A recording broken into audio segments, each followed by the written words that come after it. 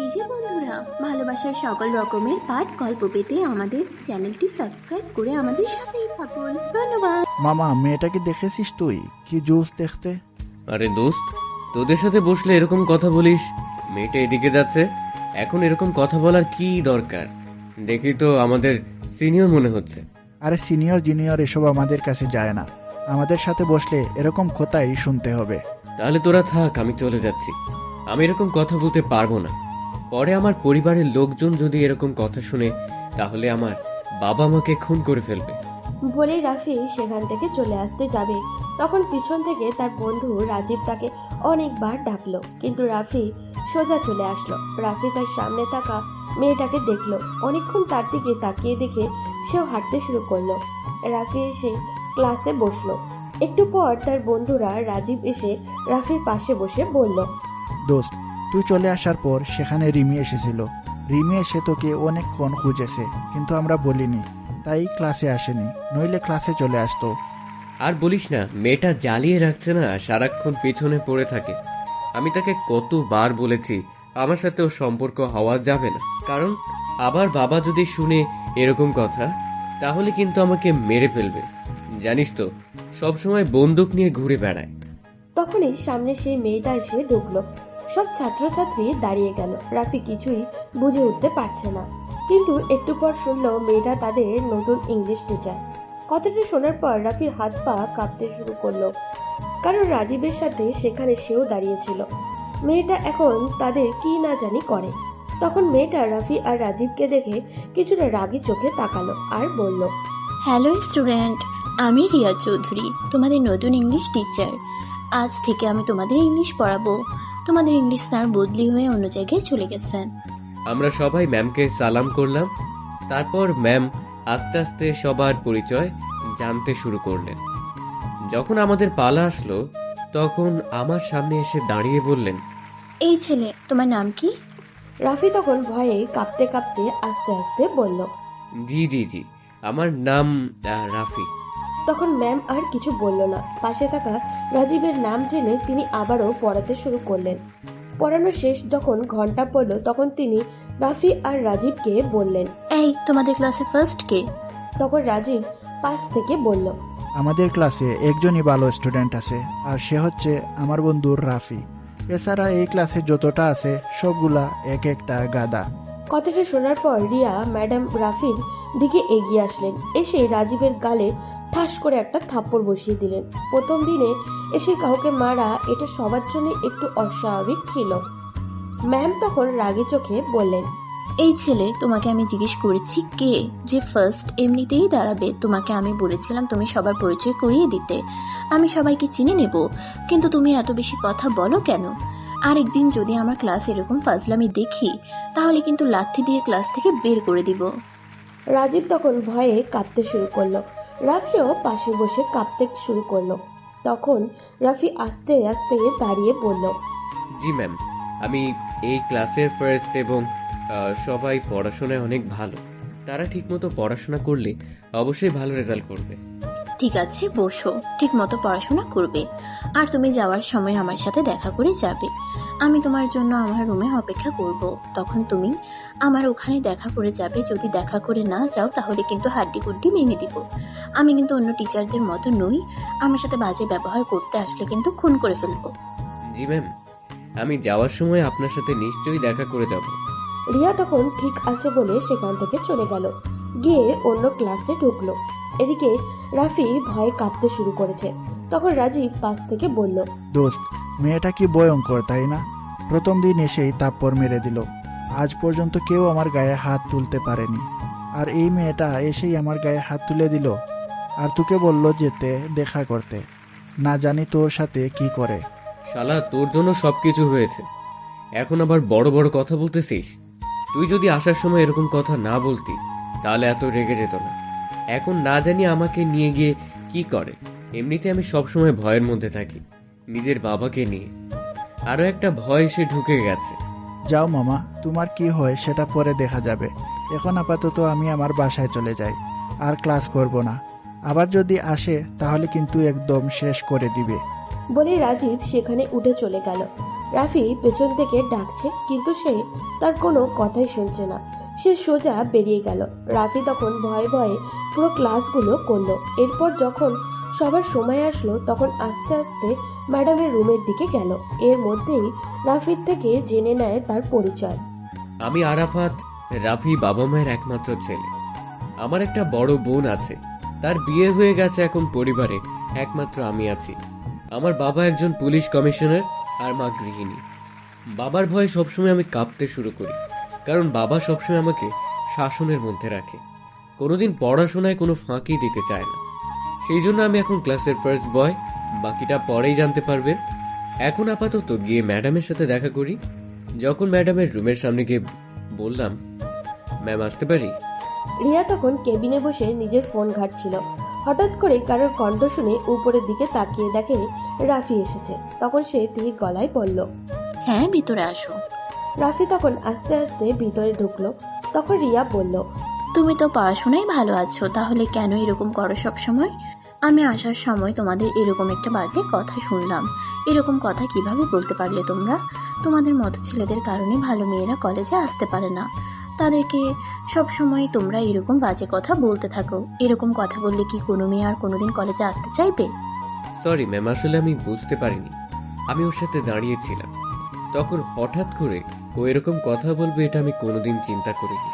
Please, আমি ওর হয়ে ক্ষমা চাচ্ছি। কোনো দিন আর এরকম হবে না। হ্যাঁ, আমি বুঝতে পারছি তুমি ভালো ছাত্র, তুমি ভালো মানুষও, কিন্তু এরকম বন্ধুদের সাথে থাকলে তুমি একদিন খারাপ হয়ে যাবে। জানো তো, সঙ্গ দোষে লোহা ভাসে। যদি ভালো সঙ্গের সাথে না থাকো তাহলে কিন্তু তোমার একদম সবকিছু শেষ হয়ে যাবে। মানুষ তোমাকে খারাপ বলবে। খারাপ লোকের সাথে থাকলে মানুষ খারাপ বলবে, ভালো লোকের সাথে থাকলে ভালো বলবে। তাই সবসময় ভালো মানুষের সঙ্গে থাকার চেষ্টা করবে। জি ম্যাম, আমি চেষ্টা করব, কিন্তু ও ভালো ছেলে, হঠাৎ করে কি জানি হয়ে গেল, সেই জন্য এরকম একটা কথা বলে ফেলছে। মনে হয় আমি ওর হয়ে ক্ষমা চাচ্ছি। ও আমার ছোটবেলার বন্ধু, সত্যি বলতে ও খারাপ ছেলে নয়। এই ছেলে, আমি কি তোমাকে জিজ্ঞেস করেছি কে ভালো আর কে খারাপ? সেটা বর্ণনা করতে। আমি যেটা বলেছি সেটা শোনো। আমি কিন্তু বেশি কথা একদম পছন্দ করি না। আমার সামনে কেউ বেশি কথা বলতে পারে না। আমি যেটা বলেছি সেটাই করতে হবে তোমাকে। তুমি যদি ভালো হয়ে এই কলেজে পড়তে চাও তাহলে ওর সঙ্গ ছেড়ে দাও, ওর থেকে দূরে দূরে থাকবে। কিন্তু ম্যাম, ও যে আমার ছোটবেলার বন্ধু, ওর সাথে হঠাৎ করে বন্ধুত্ব নষ্ট করব কি করে? আমাকে অনেক ভালোবাসে আমার বন্ধু। ভালোবাসার নমুনা কি সেটা আমি আসার সময় দেখতে পেয়েছি। এরকম খারাপ একটা কথা বললো, তুমি যদি কয়েকদিন ওই ছেলের সাথে থাকো তাহলে তুমিও আস্তে আস্তে খারাপ কথা বলতে শুরু করবে। তাই খুব সাবধান। যদি ওর সাথে চলো তবুও যেন কোনোদিন মুখে কোনো খারাপ কথা শুনতে না পাই। যে আমার সামনে খারাপ কথা বলবে তাকেই আমি একদম কলেজ থেকে বের করে দেওয়ার ব্যবস্থা করব। সরি ম্যাম, আমি কথা দিচ্ছি আর কোনোদিন ও খারাপ কথা বলবে না। আমি ওকে বোঝাবো। ঠিক আছে, এখন তুমি তোমার বাসায় চলে যাও। ঠিকমতো পড়াশোনা করবে। কালকে যে পড়াগুলো দিয়েছি সেগুলো ঠিকমতো পড়ে আসবে। কালকে কিন্তু সবার আগে তোমার পড়া ধরবো। আমার সামনে এরকম ফার্স্ট সেকেন্ড কোনো পাঁচ বিচার নেই। আমি যাকে ধরবো তাকেই একদম ঠিক করে ছাড়বো। আমি তখন ম্যামকে সালাম করে সেখান থেকে চলে আসলাম। বুঝতে পারছি ম্যাম অনেক রাগী, কিন্তু আমাকে এখন সাবধানে থাকতে হবে, না হলে আমার উপর বিপদ আছে। কি যে ভুল করেছিলাম, রাজীবের সাথে তখন দাঁড়িয়ে যদি ওখানে না দাঁড়াতাম তাহলে হয়তো এই ম্যামের চোখে পড়তাম না। রাফি যখন রিয়ার সামনে থেকে চলে গেল তখন রিয়া মুচকি হাসলো। ছেলেটাকে দেখতে অনেক সুন্দর আর ভালো। ছেলেটা রিয়া সেটা বুঝতে পেরেছে, কিন্তু ও খারাপ বন্ধুদের সাথে মিশে নষ্ট হতে চলেছে। চলুন এবার রিয়ার পরিচয়টা জেনে নিই। আমি রিয়া চৌধুরী, বাবা মায়ের একমাত্র মেয়ে। আমার বড় দুটো ভাই আছে। আমার বাবা মা মারা গেছেন আমি ছোট থাকতে। তখন থেকে আমার ভাইয়েরা আমাকে অনেক ভালোবাসে। বাড়িতে আমার ভাবিরা আছেন। ভাইয়ারা মিলে একটা বড় ব্যবসা দেখাশোনা করেন। আমাকে তারা নিজেদের জীবনের চেয়ে বেশি ভালোবাসেন। কিন্তু আমি চাই আমি ভালো কিছু একটা করতে। সেজন্য পড়াশোনা শেষ করে চাকরি করতে চেয়েছি। ভাইয়ারা কোনোদিন আমাকে কোনো কাজে বাধা দেননি, সেজন্য আমার কোনো অসুবিধা হয়নি। আমিও নতুন চাকরি নিয়েছি, কিন্তু আমার মধ্যে একটা প্রতিবাদী স্বভাব রয়েই গেছে ছোটবেলা থেকে। আমি খারাপ কাজ সহ্য করতে পারি না। যেখানেই খারাপ দেখি সেখানেই প্রতিবাদ করতে শুরু করে দেই। আজকে কলেজে দিয়ে ঢোকার সময় এরকম একটা কথা শুনলাম। এরপর ওদেরকে আচ্ছা করে সাইজ করে দিয়েছি। আশা করা যায় আর পরে এরকম কথা বলবে না। কিন্তু কেন জানি আজকাল ছেলে মেয়েরা এরকম কথা বলে সব সময়। রিয়া তখন নিজের বাসার উদ্দেশ্যে রওনা দিল। রাফিও নিজের বাসায় পৌঁছে গেছে। বাসায় পৌঁছাতেই তার বাবা তার সামনে এসে বলল, রাফি, আজকে মিম বাসায় আসবে, তুমি যাও তার বাসায় গিয়ে তাকে নিয়ে আসো। তার স্বামী নাকি একটা কাজে ইন্ডিয়াতে গিয়েছে, তাই তাড়াতাড়ি যাও, গিয়ে বাসা থেকে ওকে নিয়ে আসো। আমার মেয়েটা যেন সাবধানে বাসায় আসে। পথে যদি কোথাও যাওয়ার চেষ্টা করো তাহলে কিন্তু বুঝতেই পারছো। রাফি তখন তার মায়ের দিকে তাকালো। তার বাবা তার সামনে বন্দুকটা ধরে কথাগুলো বলছিল।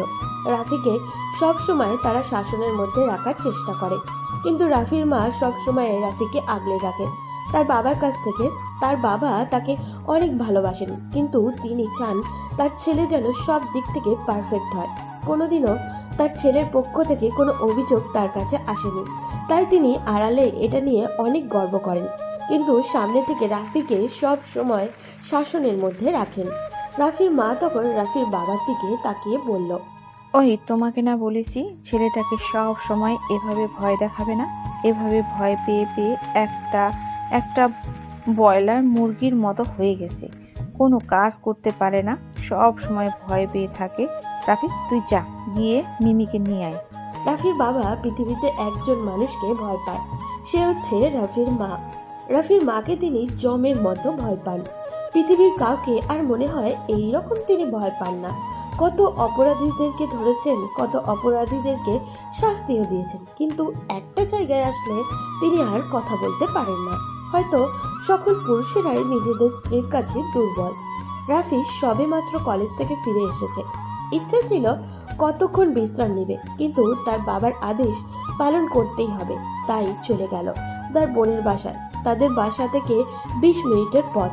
রাফি তার বোনের বাসায় যেতে তার বোন এগিয়ে এসে জড়িয়ে ধরে বলল, ভাই, তুই এসেছিস, তোকে না বললাম মাঝে মাঝে আমার সাথে এসে দেখা করে যাবি?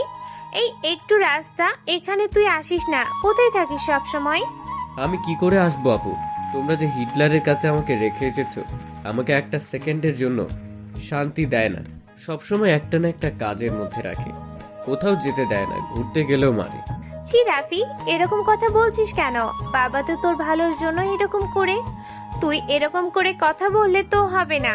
এখন চুপচাপ এখানে বস, আমি তোকে নাস্তা দিয়েছি, এর ভিতরে আমি রেডি হয়ে যাই, এরপর বাসায় চলে যেতে হবে। মিমের শ্বশুর শাশুড়ি লন্ডনে থাকেন, আর তার স্বামী দেশে অনেক বড় একটা বিজনেস করে। হয়তো বিজনেসের কোনো কাজেই ইন্ডিয়াতে গেছেন, এজন্য মিম একা বাসায় থাকতে পারবে না, তাই রাফি নিতে চলে এসেছে। মিম একটু পরে রেডি হয়ে আসলো। রাফি মিমকে নিয়ে বেরিয়ে পড়লো বাসার উদ্দেশ্যে। ওদিকে রিয়া বাসায় পৌঁছাতেই তার ভাই এগিয়ে আসলো। এসে তার বড় ভাই ইমরান বলল, কি ব্যাপার বোন, প্রথম দিন কলেজ কেমন কাটলো? অনেক ভালো ভাইয়া, তোমাকে অসংখ্য ধন্যবাদ আমার স্বপ্নটা পূরণ করে দেওয়ার জন্য।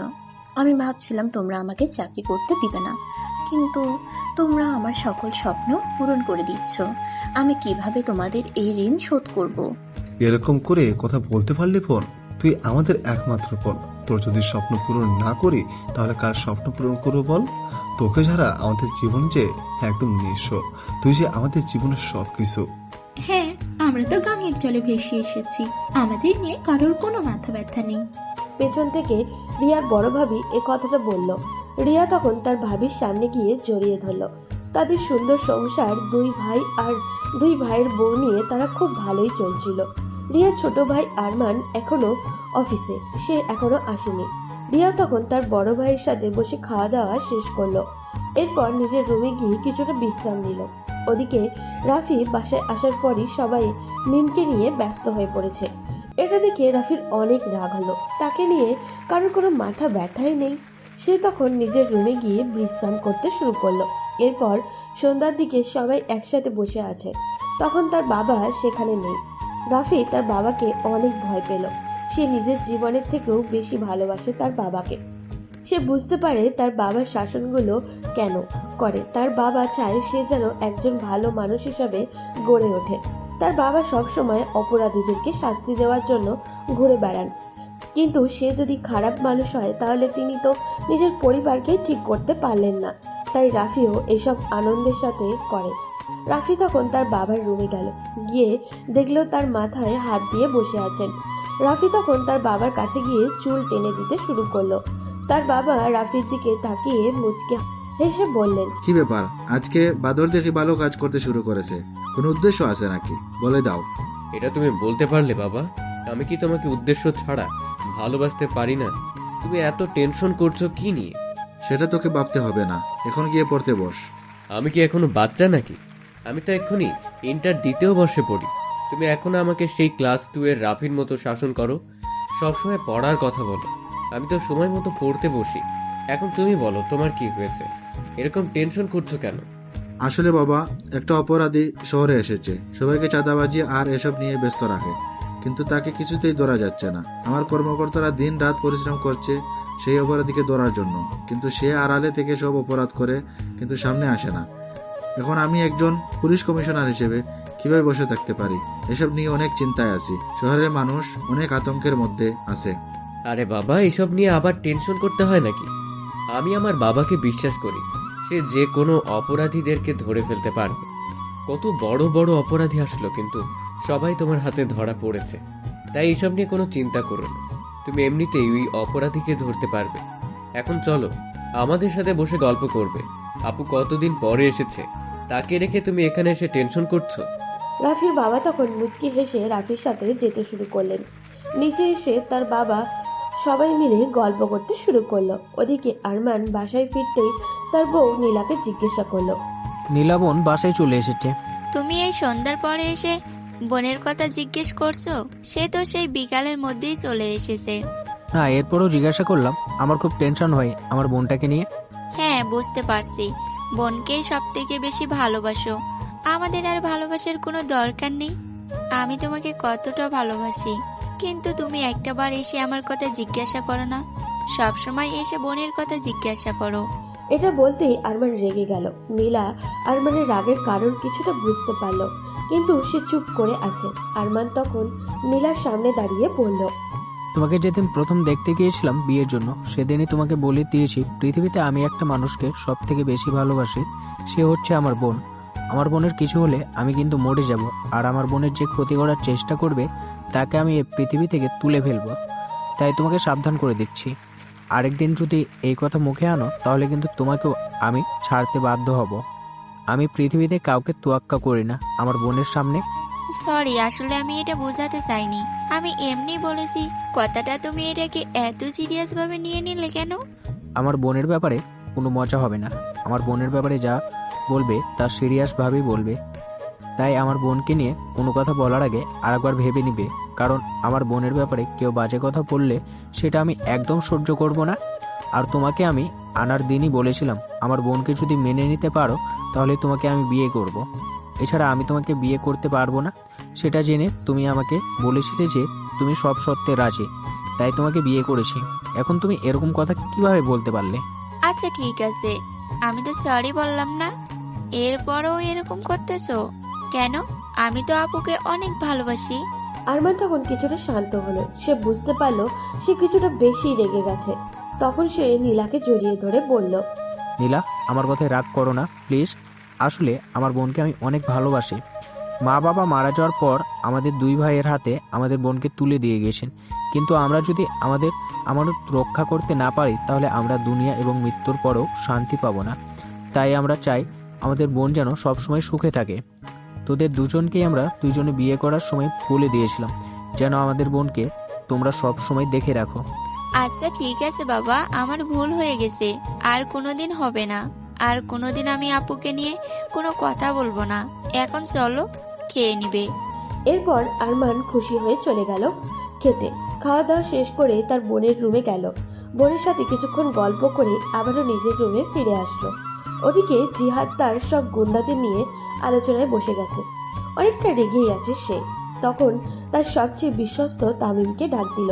তামিম, তোমাকে না আমি পাঠিয়েছিলাম ওই কমিশনারকে একদম শেষ করে দেওয়ার জন্য? ওখানে বড় বড় মন্ত্রীরা আমার সাথে ওঠা বসা করতে ভয় পায়, সেখানে সাধারণ একজন পুলিশ কমিশনার কি করে আমাদের সাথে বিরোধিতা করে? ওকে একদম শেষ করে দিতে হবে। তোমাদের কেন পাঠিয়েছিলাম, তাহলে খবর কি? আসলে স্যার, পুলিশ কমিশনারকে মারা এত সহজ না, সে খুবই ভয়ঙ্কর।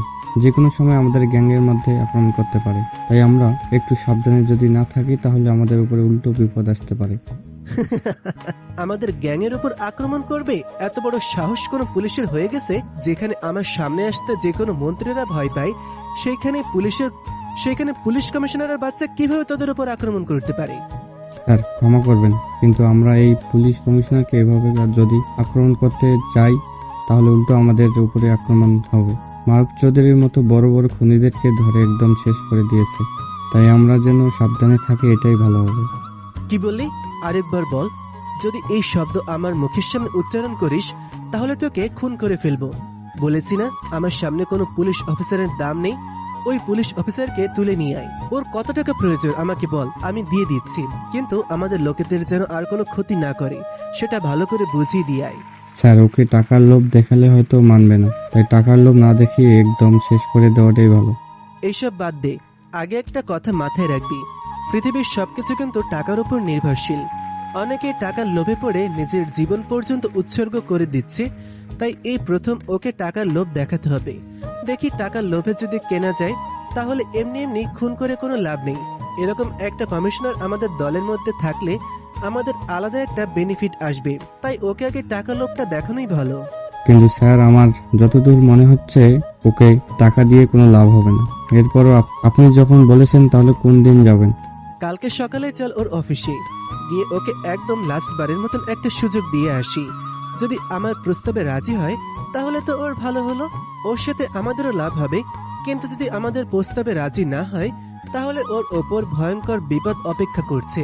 এরপর জিয়াদ সেখানে বসে হাসতে থাকলো, কারণ সে বর্তমান সন্ত্রাসীদের মধ্যে সবচেয়ে বড় সন্ত্রাসী। কত মানুষ খুন করেছে তার হিসাব নেই। জিয়াদ নিজেও জানে না প্রতিদিন কমসে কম 2-3 জন মানুষকে সে খুন করেছে। এটা নিয়ে রাফির বাবা মিস্টার আরে সাহেব অনেক চিন্তায় আছেন। তিনি এই এলাকার পুলিশ কমিশনার, কিন্তু তিনি কাউকে বাঁচাতে পারছেন না। প্রতিদিন তার এলাকায় খুন হয়ে যাচ্ছে, সেজন্য তিনি অনেক টেনশনে ছিলেন। জিহাদ তার অফিসে গিয়ে ঘুষ নেওয়ার প্ল্যান করেছে। পরের দিন সকাল হতেই রাফি বেরিয়ে গেল কলেজের উদ্দেশ্যে। কলেজে যাওয়ার পর যখন গেট দিয়ে ঢুকতে যাবে তখন দেখলো তার সামনে দিয়ে রিয়া ম্যাডাম ঢুকছে। রাফি কিছুক্ষণ ম্যামের দিকে তাকিয়ে থাকলো। অসম্ভব সুন্দর লাগছে তাকে। আজকে নীল একটা শাড়ি পরেছে, অসম্ভব সুন্দর লাগছে তাকে। রাফি তাকিয়ে আছে, কোনো কথা বলছে না। হঠাৎ করে রিয়া ম্যাডাম সেটা লক্ষ্য করলেন। তখন রাফির সামনে এসে হালকা ধাক্কা দিয়ে বললেন, কি ব্যাপার রাফি, তুমি এভাবে তাকিয়ে আছো কেন আমার দিকে? কোনো সমস্যা হয়েছে নাকি? কলেজের গেট দিয়ে ঢুকতে যাবে কিন্তু পথে দাঁড়িয়ে আছো, বুঝতে পারছি না সমস্যা কি তোমার। রাফি যেন একটা ঘোরের মধ্যে ছিল। ম্যামের ধাক্কা খেয়ে তার হুঁশ ফিরে আসে। তখন বুঝতে পারলো সে ভুল করে ফেলেছে, সেই জন্য ম্যামের দিকে তাকিয়ে বলল, সরি ম্যাম, আসলে আমি এখানে দাঁড়িয়ে রাজীবের জন্য অপেক্ষা করছিলাম। ও আসলে একসাথে ক্লাসে যাবে, তাই এখানে দাঁড়িয়েছিলাম। আমি তোমাকে না বলেছি রাজীবের সাথে তেমন মিশবে না? তাহলে কেন রাজীবের জন্য অপেক্ষা করছো? তাড়াতাড়ি ক্লাসে যাও। ঠিক আছে ম্যাডাম। বলে রাফি ক্লাসের উদ্দেশ্যে রওনা দিল আর মনে মনে ভাবতে লাগলো, কি মায়াবী লাগছিল তখন তাকে। যদি কেউ দেখতো তাহলে সত্যিই সে পাগল হয়ে যেত। আমিও পাগল হয়ে গিয়েছি ম্যামের ওই মায়াবী মুখে। আমি কি করব কিছুই বুঝে উঠতে পারছিলাম না। শুধু এদিক ওদিক তাকাচ্ছিলাম, শুধু ম্যামকেই দেখতে পাচ্ছি। না, এরকম কেন হচ্ছে আমার সাথে আমি সেটাও বুঝতে পারছি না। একটু পরে যখন ম্যাম ক্লাসে আসে আমি আর একবার ক্রাশ খেলাম। সত্যি বলতে ছোটবেলা থেকে সিনিয়র আপুদের আমার একটু বেশি পছন্দ, কিন্তু এরকম যে ম্যামের প্রতি আকৃষ্ট হয়ে যাব সেটা আমি কোনোদিন বুঝতে পারিনি। কালকে ম্যামকে দেখলাম আর আজকে এরকম লাগছে কেন আমি বুঝতে পারছি না। রাফি অনেক কষ্ট করে ক্লাসগুলো শেষ করলো। এরপর নিজের বাসায় চলে আসলো। এভাবে তার দিন চলতে শুরু করলো। ম্যামের সাথে এখন তার খুব ভালোই বোঝাপড়া হয়ে গেছে। রাফিকে অনেক ভালোবাসেন ম্যাম, কিন্তু সেটা ছাত্র হিসাবে। কিন্তু রাফি ভিতরে ভিতরে ম্যামকে ভালোবেসে যাচ্ছে নিজের সিনিয়র ওয়াইফ বানাবে বলে। কিন্তু এটা কি কোনোদিনও সম্ভব? প্রায় 2 মাস চলে গেছে ম্যাম এসেছেন। এরপর থেকে রাফির পড়াশোনায় অনেক উন্নতি হয়েছে, কিন্তু সে আর থাকতে পারছে না। রাফির কেন জানি মনে হচ্ছে ম্যাম তার কাছ থেকে হারিয়ে যাবেন। সেই জন্য সে চায় ম্যামকে প্রপোজ করে দিতে। রাফি তার জীবনে কোনো মেয়েকে প্রপোজ করেনি, কোনো মেয়ের সাথে তেমন কথাও বলেনি, কিন্তু কেন জানি আজকে তার মনের ভিতর আলাদা একটা সাহস চলে এসেছে। রাফি তখন রাজীবের সাথে পরামর্শ করলো। রাজীব তখন রাফির পিঠে থাপ্পড় দিয়ে বলল, যা মামা, দোয়া করে দিলাম। আশা করা যায় ম্যাম তোর কথায় রাজি হয়ে যাবে, কিন্তু ম্যামকে বিয়ে করার পর কিন্তু আমাকে প্রতি পরীক্ষায় পাশ করিয়ে দিতে হবে, না হলে কিন্তু আমি তোর উপরে অভিশাপ দিয়ে দেব। রাফি তখন হাসতে হাসতে সেখান থেকে চলে আসলো। এসে ভয়ে ভয়ে ম্যামের সামনে গিয়ে দাঁড়ালো। ম্যাম তখন রাফির দিকে তাকিয়ে কিছুটা মুচকি হেসে বলল, আরে রাফি, তুমি এভাবে দাঁড়িয়ে আছো, কোনো কথা বলবে নাকি? কিছু বলার হলে বলে ফেলো তাড়াতাড়ি। রাফি তখন কি বলবে বুঝে উঠতে পারছিল না। তখন অনেক ভয় নিয়ে রিয়ার সামনে গিয়ে হাঁটু গেড়ে একটা গোলাপ এগিয়ে দিয়ে বলল, ম্যাম, আপনাকে প্রথম যেদিন আমি দেখেছিলাম সেদিন থেকে আমার মনের ভিতর আলাদা একটা অনুভূতি কাজ করা শুরু করেছে। আমি জানি না এই অনুভূতি কিসের অনুভূতি, কিন্তু আমি শুধু এটা জানি যে আপনাকে আমার লাগবে, আপনাকে আমার খুব প্রয়োজন। আপনাকে ছাড়া আমি একটা মুহূর্ত চিন্তা করতে পারি না। আমি ঘুমোলে আপনাকে স্বপ্নে দেখি। আপনি কি আমার ভালোবাসার মানুষ হবেন? কথাটা শোনার পর প্রচণ্ড রেগে গেল রিয়া। সে যে রাফিকে পছন্দ করে না ব্যাপারটা এমন নয়। রিয়া রাফিকে পছন্দ করে, কিন্তু সে তার ভাইদের বিরুদ্ধে যেতে পারবে না। তাই সে ছোটবেলা থেকে একটা কথাই ভেবে এসেছে, সে যদি বিয়ে করে তাহলে তার ভাইদের পছন্দেই বিয়ে করবে। তাই সে রাফির গালে একটা ঠাস করে থাপ্পড় দিয়ে বলল, তোর সাহস কি করে হলো আমাকে প্রপোজ করার? 2 দিন ভালো করে কথা বলেছি বলেই ভালোবাসার কথা বলতে চলে এসেছিস? তোর মতো ছেলেদের আমার চেনা আছে। প্লিজ বিশ্বাস করুন, আমি আপনাকে সত্যিই ভালোবাসি। আপনি আমার কথা একটু বিশ্বাস করুন। রিয়া তখন অনেক রেগে যায়। রাফির গালে কয়েকটা থাপ্পড় দিয়ে চিৎকার করে বলে ওঠে, তোকে আমি অনেক ভালো ছেলে ভেবেছিলাম, কিন্তু তুই অনেক খারাপ ছেলে। তুই আর কোনোদিন আমার চোখের সামনে আসবি না। তোকে আর আমি আমার চোখের সামনে দেখতে চাই না। আর এক মুহূর্ত এখানে দাঁড়ালে কিন্তু আমি তোকে খুন করে ফেলবো। তাই এখনই আমার সামনে থেকে চলে যা। তোকে আমি আমার সামনে দেখতে চাই না। বলে রিয়া রাফির দিকে রাগের দৃষ্টিতে তাকিয়ে থাকলো। রাফি তখন কান্না করতে করতে সেখান থেকে চলে আসে। রাস্তা দিয়ে হাঁটছে আর কান্না করছে। সে কি করবে কিছুই বুঝে উঠতে পারছে না। তখন হঠাৎ করে একটা গাড়ি থেকে 2টা লোক নেমে আসে, তাকে কিছু একটা মুখে ধরে। তখন রাফি বেহুশ হয়ে যায়। ওদিকে রিয়া কান্না করতে করতে সেখান থেকে চলে যায়। রাফিকে অপমান করে সে নিজেও শান্ত হতে পারছে না। বাসায় যখন পৌঁছায় তখন তার 2 ভাই বসে গল্প করছিল। রিয়াকে কান্না করতে দেখে তারা অবাক হয়ে গেল, দৌড়ে আসলো রিয়ার কাছে। তখন রিয়ার সামনে এসে ইমরান বলল, বোন, তোর কি হয়েছে? এভাবে কান্না করছিস কেন? বল আমাকে, তোকে কি কেউ কিছু বলেছে? আমাকে বল, আমি ওকে শেষ করে দেবো।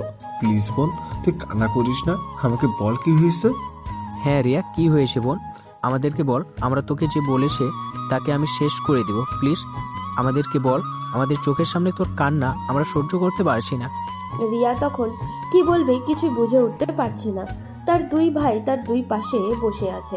তখন রিয়া হঠাৎ করেই বলে উঠল, ভাইয়া, তোমরা আমাকে এত ভালোবাসো, আমি তোমাদেরকে কিভাবে বলবো কথাটা? তোমরা হয়তো এই কথাটা শোনার পর আমার উপর রাগ করবে। এটা কিভাবে হতে পারে বোন? তুই এটা নিয়ে কোনো চিন্তা করবি না। তুই যে কথা বলবি আমরা কোনো কিছু মনে করবো না। বল আমাদেরকে। আসলে ভাইয়া, তোমরা আমাকে জীবনের ব্যাপারে কি সিদ্ধান্ত নেবে আমি জানি না, তবে একটা ছেলে আমাকে অনেক ভালোবাসে। ছেলেটার সাথে আমার সম্পর্ক হওয়াটা স্বাভাবিক ছিল, কিন্তু আমাদের অবস্থানটা অস্বাভাবিক। ছেলেটা হচ্ছে আমার একটা ছাত্র। রিয়ার কথা শুনে তার 2 ভাই কিছুটা গম্ভীর হয়ে গেল। কি বলবে তারা কিছুই বুঝে উঠতে পারছিল না, একে অপরের দিকে তাকাচ্ছিল। তখন আরমান বলে ওঠে, আচ্ছা, এসব বুঝলাম। এখন আমাদেরকে তুই এটা বল, তুই কি ছেলেটাকে ভালোবাসিস? রিয়া তখন কি বলবে কিছুই বুঝে উঠতে পারছিল না। সে কি রাফিকে ভালোবাসে নাকি ভালোবাসে না সেটা তো সে নিজেই জানে না, কিন্তু সেও রাফিকে একদমই ভুলতে পারছে না। রাফির কষ্ট হলে তার নিজেরই যেন কষ্ট হচ্ছে। তখন আরমান আবার জিজ্ঞাসা করলো, বোন, তুই কিছু ভাবলি না? আমরা তোর সুখের জন্য সব কিছু করতে পারি, তাই তুই চিন্তা করবি না। তুই আমাদেরকে বল, ছেলেটা কে তুই ভালোবাসিস? ছেলেটা তোকে ভালোবাসলে সেটা বুঝলাম। আসলে ভাইয়া, আমি ওকে অনেক ভালোবাসি। আমি চাই ওর সাথে সারা জীবন থাকতে, কিন্তু তোমরা কি মনে করবে সেটার জন্য আমি তোমাদেরকে বলতে পারছিলাম না। তার 2 ভাই স্তব্ধ হয়ে যায়। কি বলবে কিছুই বুঝে উঠতে পারছিল না। এটা সমাজের কাছে একটা অস্বাভাবিক ব্যাপার, কিন্তু তারা তাদের বোনের জন্য সবকিছু করতে পারে। সেই জন্য ইমরান বলে উঠল, তুই কোনো চিন্তা করবি না বোন, তোর যাকে পছন্দ আমরা তার সাথে তোকে বিয়ে দেব। তুই আমাদেরকে একটা ছেলের কথা বলছিস, তাকে কি আমরা না করতে পারি? তুই কোনো চিন্তা করবি না, আমরা ওই ছেলের সাথেই তোর বিয়ে দেব। কিন্তু সেটা সম্ভব না ভাইয়া, আমি ওকে তাড়িয়ে দিয়েছি, আমি ওকে অনেক অপমান করেছি, তা এরপরেও কি ছেলেটা আমাকে বিয়ে করবে? কি বললে? আমার বোনকে বিয়ে করবে না এমন ছেলে এই পৃথিবীতে জন্ম নিয়েছে যে আমার বোনকে বিয়ে করতে চাইবে না? তাকে আমি খুন করে ফেলবো। রিয়া তখন হঠাৎ করেই হেসে দেয় তার ছোট ভাইয়ের কথা শুনে। রিয়ার হাসি দেখে তারা সবাই অনেক খুশি হয়। এরপর রিয়া নিজের রুমে গিয়ে রাফিকে কল করতে থাকে সরি বলার জন্য, কিন্তু রাফি ফোন ধরছে না। তখন রিয়া মনে মনে ভাবে হয়তো অভিমান করেছে, সেই জন্য পরের দিন কলেজে গিয়ে সব কিছু মিটিয়ে নিবে ভেবেছে। কিন্তু ওদিকে রাফিকে লোকগুলো নিয়ে একটা চেয়ারের সাথে বেঁধে রেখেছে। রাফির মুখে পানির ফোঁটা পড়তে রাফির জ্ঞান ফিরে আশেপাশে তাকিয়ে দেখে অপরিচিত অনেক লোক তার দিকে তাকিয়ে আছে। সামনে থাকা লোকটিকে দেখতে অনেকটা ভয় লাগছে রাফির। তখন জিজ্ঞাসা করলো, কি ব্যাপার ভাই, আমাকে এখানে কেন ধরে আনা হয়েছে? আমাকে কি একটু বলবেন আপনারা? তখন লোকগুলো হাসতে শুরু করলো। এরপর সামনে বসে থাকা লোকটা তার ফোনটা বের করে হাসতে হাসতে বলল, এখন তোর বাবাকে কল দিতে হবে। তোর বাবার কত বড় সাহস, একজন সামান্য পুলিশ কমিশনার হয়ে আমার মাল আটকায় বর্ডারে। বর্ডারে আমার মাল আটকে দিয়েছে তোর বাবা। এখন আমি চাই তোকে মেরে ফেলতে। তোর বাবা যদি আমার মাল ছেড়ে দেয় তাহলে আমি তোকে ছেড়ে দেব, আর যদি আমার মাল আটকে রাখে তাহলে তোকে এখানেই খুন করে ফেলবো। রাফি তখন বুঝতে পারে সে একটা ভয়ঙ্কর বিপদের মধ্যে আটকে গেছে। রাফির বাবা তখন নিজের অফিসে বসেছিলেন, বসে তার কিছু কর্মকর্তাদের সাথে আলাপ করছিলেন। তখন হঠাৎ করেই তার কাছে কল আসে। কল আসতেই রাফির বাবা কল ধরে। হ্যালো মিস্টার পুলিশ কমিশনার, আপনার ছেলেকে আমরা ধরে নিয়ে এসেছি। যদি আপনার ছেলেকে বাঁচাতে চান তাহলে আমাদের মালগুলো ছেড়ে দিন, আর যদি বাঁচাতে না চান তাহলে মালগুলো রেখে দিন। রাফির বাবা তখন কি বলবে কিছুই বুঝে উঠতে পারছিল না। তার একমাত্র ছেলে কিছু হয়ে গেলে তিনি বাঁচবে না। তিনি তখন প্রায় কান্না করে দিলেন। রাফি তখন চিৎকার করে বলল, বাবা অসম্ভব, তুমি এই লোকটার কথা মেনে নিও না। তুমি লোকটার মালগুলো আটকে রাখো, আমাকে মেরে ফেললে মেরে ফেলো, কিন্তু তুমি এই লোকটার ব্যবসার মালগুলো ছেড়ে দিও না, এটা তোমার কর্তব্য। রাফির বাবার গর্বে বুক ফুলে উঠল। পাশে থাকা কর্মকর্তারা অবাক হয়ে তাকিয়েছিলেন। তখন পাশে থাকা একটা ছেলে রাফির মাথায় একটা লাঠি দিয়ে আঘাত করে। রাফি চিৎকার করে সেখানে শুয়ে পড়ে। রাফির বাবা তখন বলে, তোকে শেষবারের মতো বলে দিচ্ছি, তুই আমার ছেলেকে ছেড়ে দে, না হলে কিন্তু তোর উপর অনেক বড় একটা বিপদ অপেক্ষা করছে। অফিসার, বিপদ কার উপর অপেক্ষা করছে সেটা তো তুই দেখতেই পাচ্ছিস। তোর ছেলে এখন আমার আন্ডারে, তাকে যখন খুশি মেরে ফেলতে পারি। জিহাদ, মারামারি ঝগড়া যা আছে আমার সাথে, তুই আমার ছেলের সাথে কেন এর প্রতিশোধ নিচ্ছিস? আমার ছেলেকে ছেড়ে দে বলছি। কথা বলে কোনো লাভ নেই। তুই যদি তোর ছেলেকে বাঁচাতে চাস তাহলে আমাদের মালগুলো ছেড়ে দে, আর না হলে আমাদের সাথে এসে দেখা কর। বলে জিহাদ ফোনটা রেখে দেয়। এরই মধ্যে রাফির বাবা জিহাদের লোকেশন ট্র্যাক করার চেষ্টা করে, কিন্তু জিহাদ বারবার তার লোকেশন চেঞ্জ করছে। রাফি এখনো অজ্ঞান অবস্থায় পড়ে আছে। পরের দিন সকালে যখন পুরো ঘটনা জানাজানি হয়ে যায়, কিন্তু রিয়া ঘটনাটা জানতে পারে না। সে আসে কলেজে রাফির সাথে দেখা করবে, কিন্তু সে এসে দেখে রাজীব বসে আছে কলেজ ক্যাম্পাসে। তখন রিয়া রাফিকে কোথাও খুঁজে পায় না। না পেয়ে সে চলে যায় রাজীবের কাছে, গিয়ে জিজ্ঞাসা করে, কি ব্যাপার রাজীব, রাফি আজকে কলেজেও আসেনি, কি সমস্যা তার? রাজীব তখন কান্না করতে করতে বলে, ম্যাম, সর্বনাশ হয়ে গেছে। রাফির বাবা একজন পুলিশ কমিশনার, ওনার কিছু শত্রুরা মিলে রাফিকে তুলে নিয়ে গেছে, বন্দি করে রেখেছে। এখন রাফির বাবা কোথাও খুঁজে পাচ্ছেন না। আমার বন্ধুর কি হবে ম্যাডাম? কথাটা শোনার পর রিয়া কান্না করতে করতে সেখান থেকে চলে গেল। রাজীব কিছু বুঝে উঠতে পারল না। রিয়া নিজের বাসায় গিয়ে কান্না করছে। তখন তার ভাই আসলো। আসার পরে রিয়া পুরো ঘটনাটা খুলে বলল তাদের কাছে। তখন আরমান বলল, কি বলছিস? আমাদের কমিশনার সাহেবের ছেলে ধরে নিয়ে গিয়েছে? কার এত বড় সাহস? তুই কোনো চিন্তা করিস না, কমিশনার সাহেব অনেক বুদ্ধিমান লোক, তিনি যে কোনো সময় ধরে ফেলতে পারেন ওই অপরাধীকে, তাই চিন্তা না করে স্বাভাবিক থাক। ভাইয়া, তুমি চেনো রাফির বাবাকে? চিনবো না কেন, ওনার সাথে আমার ভালোই পরিচয় আছে। উনি আমাদেরকে অনেক হেল্প করেছেন বিভিন্ন বিষয়ে, তাই কোনো চিন্তা করবি না, ওনার ব্যাপারে আমার ভালোই ধারণা আছে। অনেক এরকম বুদ্ধিমান লোক, সেটা আমি জানি, তাই কোনো চিন্তা করবি না। উনি রাফিকে উদ্ধার করে নিয়ে আসবেন। হ্যাঁ বোন, তুই কোনো চিন্তা করবি না। কমিশনার সাহেব অনেক ভালো মানুষ এবং অনেক সাহসী একজন মানুষ, তাই কোনো চিন্তা করবি না। উনি ওনার ছেলেকে উদ্ধার করে আনবেন। কিন্তু রিয়াকে শান্ত হতে পারছিল না, তাই ইমরান আর আরমান বেরিয়ে গেল রাফিকে খোঁজার জন্য, কিন্তু তারা কোথাও খুঁজে পেল না। এভাবে দেখতে দেখতে আরও একটা দিন কেটে গেল, কিন্তু কিছুতেই রাফির কোনো খোঁজ পাওয়া যাচ্ছিল না। ওদিকে রাফির জ্ঞান ফিরেছে। রাফি তখন জলের জন্য চিৎকার করে কাটতে লাগলো। তখন জিহাদ জল দিয়ে তার একটা লোককে পাঠালো।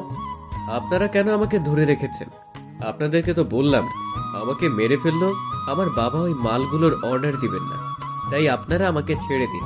সাহস থাকলে আমার বাবার সাথে সরাসরি লড়াই করুন। এই ছেলে, তোকে বন্দি করে এনেছি, এরপরও তোর তেজ কমছে না? চুপচাপ এখানে বসে থাক, না হলে কিন্তু তোকে আমরা প্রথমে খুন করব, তারপর তোর বাবাকে। রাফি তখন চুপচাপ জলটা খেয়ে বসে রইল। তারও কিছুটা ভয় চলে আসছে। ওদিকে রাফির বাবা পাগলের মতো খুঁজে বেড়াচ্ছে। তখন তিনি জিহাদের লোকেশন ট্র্যাক করতে সফল হন এবং তার লোকেশন অনুযায়ী যেতে শুরু করেন। ওদিকে জিহাদ এই বিষয়টা জানতে পারে না, তাই সে তার জায়গা দুইবার পাল্টানোর পর একটা জায়গায় বসে আছে, রাফিকেও বেঁধে রেখেছে। তখন রাফির বাবা সেখানে পৌঁছে যায় তার ফোর্স নিয়ে, কিন্তু সেখানে অনেক লোকজন। জিহাদের যখন রাফির বাবা তার আস্তানায় আক্রমণ করেন, তখন রাফি বুঝতে পারে তার বাবা চলে এসেছে, কিন্তু জিহাদ তার সামনে বসে আছে। রাফির বাবা যখনই বাইরের সব লোককে মেরে ভিতরে আসেন, তখন জিহাদ রাফির মাথায় বন্দুক ধরে বলে, আরিফ, অনেক হয়েছে, আর যদি এক পাও এদিকে আসো তাহলে তোমার ছেলেকে এখানেই খুন করে ফেলবো। তাই চুপচাপ যেখানে দাঁড়িয়ে আছিস সেখানেই দাঁড়িয়ে থাক, আর তোমার অফিসারদেরকে বলো বন্দুক ফেলে দিতে। না বাবা, তুমি লোকটার কথা শুনো না। এই লোকটাকে তুমি ধরে নিয়ে যাও। কত ছেলে মেয়েকেও মেরেছে তার হিসেব নেই, তাই আমার মৃত্যু হলেও এই পৃথিবীর অনেক ছেলে মেয়ে বেঁচে যাবে। রাফির বাবার সামনে তখন দুইটা দিক, একদিকে তার কর্তব্য, অন্যদিকে তার নিজের সন্তান। তিনি কি করবেন বুঝে উঠতে পারছিলেন না। তখন হঠাৎ করে রাফি তার কোণে দিয়ে জিহাদের মাথায় আঘাত করে। জিহাদ কিছুটা ছিটকে পড়ে। এর ভিতরেই এই রাফির বাবা দৌড়ে আসেন, এসে জিহাদকে ধরে ফেলেন। কিন্তু জিহাদের সেই চামচা তামিম তখনও এক জায়গায় লুকিয়ে আছে। সে তার বন্দুক বের করে রাফির দিকে তাক করে, মারে সোজা এসে রাফির বুকে আঘাত লাগে। রাফির বুক থেকে রক্ত পড়তে শুরু করে। তখন আরিফ সাহেব তামিমের মাথা বরাবর গুলি করেন, কিন্তু রাফি ততক্ষণে জ্ঞান হারিয়ে গেছে। রাফিকে নিয়ে যাওয়া হয়েছে একটা হসপিটালে, নিয়ে গিয়ে অপারেশনের ব্যবস্থা করা হয়েছে। গুলি একদম ভিতরে ঢুকে গেছে, সেই জন্য রাফির অবস্থা একদমই খারাপ, অনেক রক্তও গিয়েছে।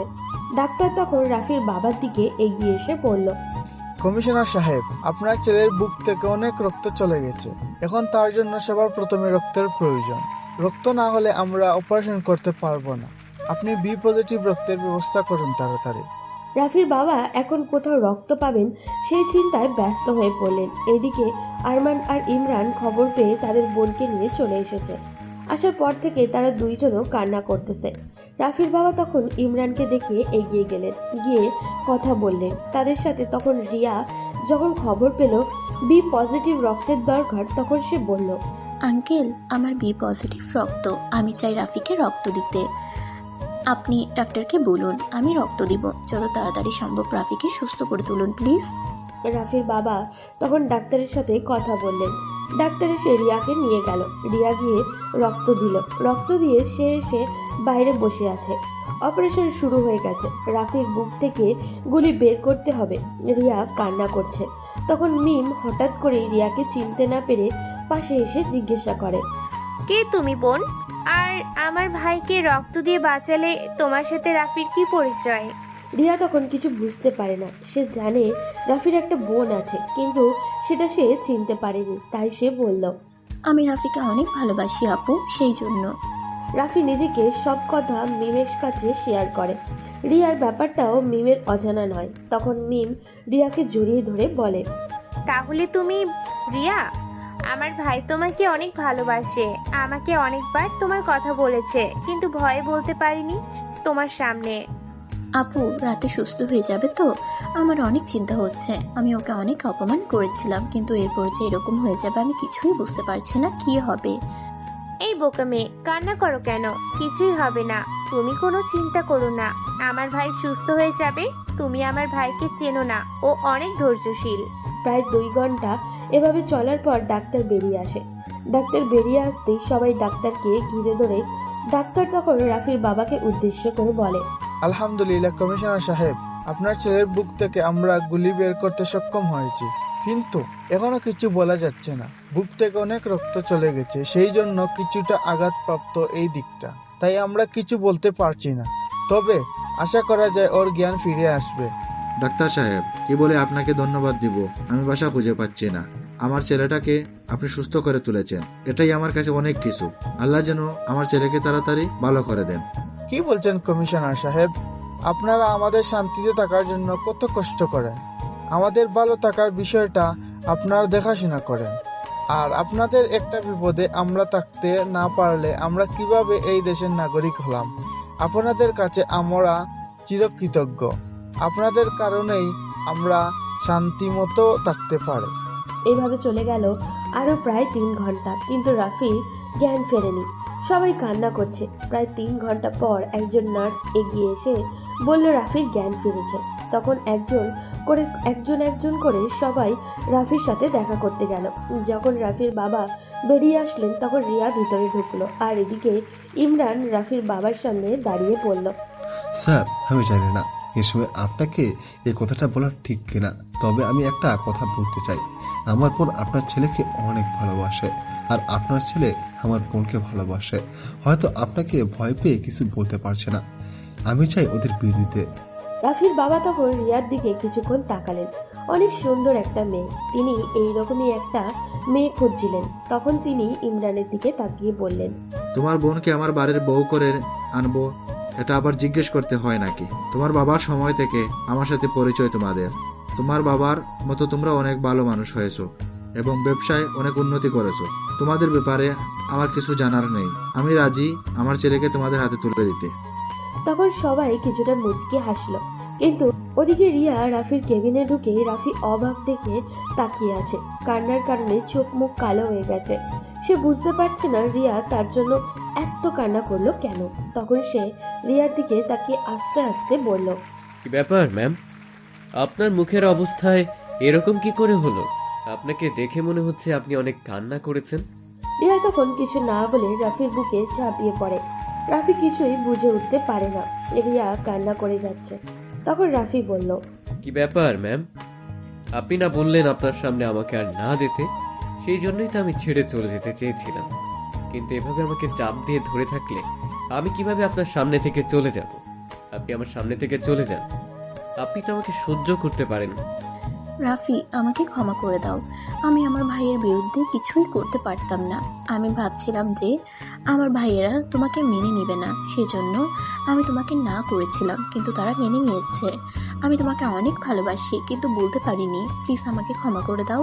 রাফি তখন চুপচাপ শুয়ে আছে। এটা দেখে রিয়া আরো জোরে কান্না করে। তখন রাফি রিয়াকে নিজের বুকের সাথে আটকে ধরে বলে, আরে ম্যাম, কান্না করছেন কেন? আপনি তো আমার বউ হবেন। আমার বউ এভাবে কান্না করলে কিভাবে হবে বলেন? তাদের এই জড়িয়ে থাকার মধ্যেই হঠাৎ করে রাজীব রুমের মধ্যে প্রবেশ করে। রুমের মধ্যে প্রবেশ করতেই রাজীব চিৎকার করে বলে, ভাবি, আপনার উপর আমার একটা অভিযোগ আছে। আপনি তো এখন আমার বন্ধুর বউ হচ্ছেন, কিন্তু আপনি আমাকে প্রথম দিন এসে তারপর মেরেছেন। তার বিচার কিন্তু করতে হবে। বন্ধু, তুই তোর বউকে শাসন করে দিবি, বলে দিবি আমাকে যেন আর না মারে। সে কি বিনা দোষে তোকে মেরেছে? তুই দোষ করেছিলি সেই জন্য তোকে মেরেছে। আর এরকম করবি না, এরকম করলে মার খাবি। আমিও তোকে পেটাবো। এখন কিন্তু আমার অনেক পাওয়ার হয়ে গেছে। কি বললি শালা বাটপার? আমার সাথে ছোটবেলা থেকে বড় হয়েছিস, কিন্তু আমার ব্যাপারে এরকম কোন কথা বললি না। কিন্তু এই 2 দিনের পরিচয়ে নিজের বউয়ের পক্ষ নিয়ে নিলি। ঠিক আছে, আমার সাথে আর বন্ধুত্ব রাখতে হবে না। আমার সাথে বেইমানি করলি, যা। আমি তোকে অভিশাপ দিলাম, তোর আর কোনোদিন বাবু হবে না। চপ, বন্ধু এরকম অভিশাপ দিস না। আমার অনেক দিনের স্বপ্ন আমি আমার ছেলের সাথে একসাথে পড়ালেখা করব। তুই এরকম করিস না বন্ধু, আমার সবকিছু শেষ করে দিস না। রিয়া তখন অনেক লজ্জা পেয়ে যায়। 2 বন্ধুর কথার মধ্যখানে রিয়া তখন বলে ওঠে, এই, তোমাদের কি লজ্জা বলতে কিছুই নেই? দেখেছো আমি একটা মেয়ে, এখানে লজ্জা পাচ্ছি। আর তোমরা এরকম কথা বলেই যাচ্ছ। আর রাজীব, তোমাকে আমি আরও পিটবো যদি এরকম কোনোদিন আর কাজ করো। তোমার যদি কাউকে পছন্দ হয় তাহলে আমার জামাইয়ের মতো সরাসরি গিয়ে বলে দিবে। এভাবে আরো 1 সপ্তাহ কেটে যায়। রাফি এখন মোটামুটি সুস্থ হয়ে উঠেছে। তাদের বিয়ের ব্যবস্থা করা হচ্ছে। আজ রাফির বিয়ে, সেজন্য রাফি অনেক সুন্দর করে সেজেছে।